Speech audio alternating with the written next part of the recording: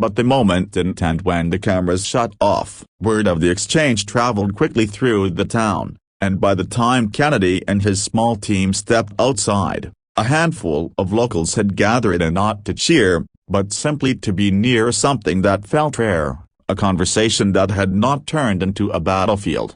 David stood a few feet away, hands buried in the pockets of his frayed work jacket, unsure whether to stay or slip quietly into the night. Kennedy caught his eye and motioned him over. They walked together under the dim glow of a flickering street lamp, their breath visible in the cold evening air. David spoke more softly now, telling stories he hadn't shared in Sadia, the foreclosure that hit just as his wife fell ill, the jobs that dried up one by one, the exhaustion that settled in his bones like winter frost. He admitted he hadn't planned to speak at all. The words had just erupted, too heavy to contain. Kennedy listened without interruption, his posture slackened, no longer the figure behind a podium but simply a man trying to understand another. The staff waited at a distance, exchanging glances but saying nothing. A long silence followed, the kind that isn't uncomfortable but necessary. "You know," Kennedy finally said, "people think healing starts big laws,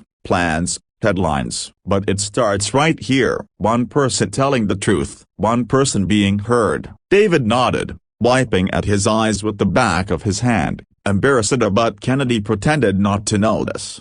Before they parted, Kennedy placed a hand on his shoulder, not as reassurance but as recognition. "You mattered tonight. Don't forget that." David swallowed hard. "Yeah, I didn't think anyone would care what I had to say." "Everyone has a story worth hearing," Kennedy replied. "Most people just never get asked to tell it." As David walked away, there was a lightness to his steps, a man not fixed, not healed, but no longer invisible. And Kennedy, watching him go, felt something shift within himself too, a renewed understanding that change didn't always roar. Sometimes it arrived quietly, carried in the voice of someone who thought he had nothing left.